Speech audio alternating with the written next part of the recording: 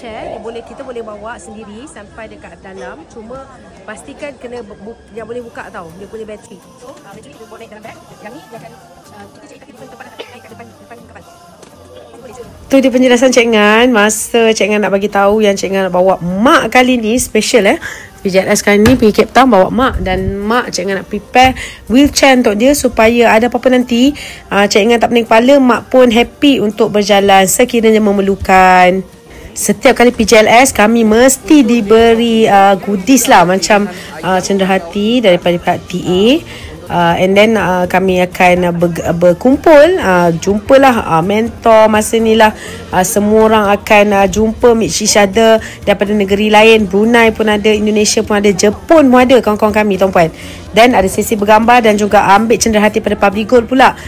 Kali ni kami dapat topi dan juga bag untuk ke Cape Town, sebab kan ala-ala safari macam tu tema dia kan. Mak pun dapat juga tau. So ready for check-in. Ini adalah proses yang macam biasalah. Jangan selalu cakap seorang paling maksimum bawa 2 luggage. Senang kita nak bergerak sebab kita akan tukar-tukar bilik semua kan. And then sesi berkumpul dan juga mengambil gambar, video semestinya untuk all qualifiers. Dekat airport ni benda aktiviti wajib lah setiap kali trip bermula. Dah berkumpul dengan kawan-kawan tu, dah check in bag semua, mestilah kita kena buat konten. Mesti wajib. Okay, masa untuk berlepas. Dan masa ni family pun dah balik, dah bye-bye semua. And we are good to go. Flying time.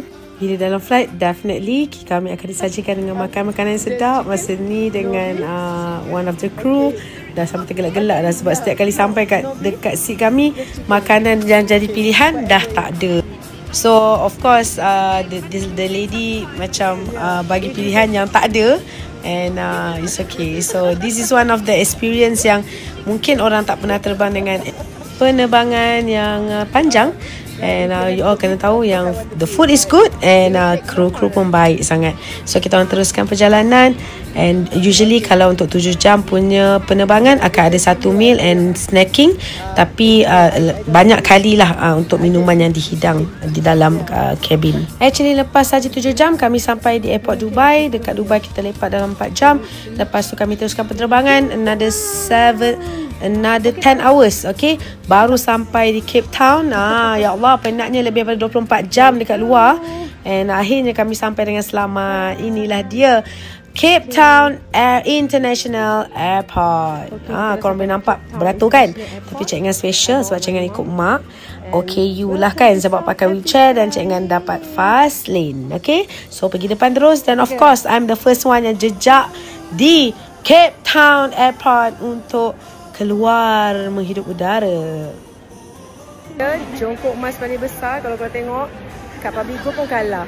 Dia apa? City of Gold katanya ada. Mak okey tak mak? Mak okey tak mak? Okey. Mak okey. Penerbangan okey, dalam flight dia okey.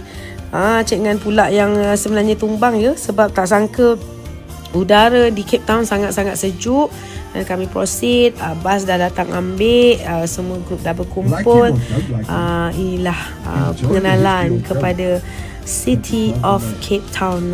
Memang meriah lah rupa dia guys malam-malam ni. Dan kami dibawa ke tempat makan. Our first meal adalah dinner tuan-puan. Sampai sana terus dinner.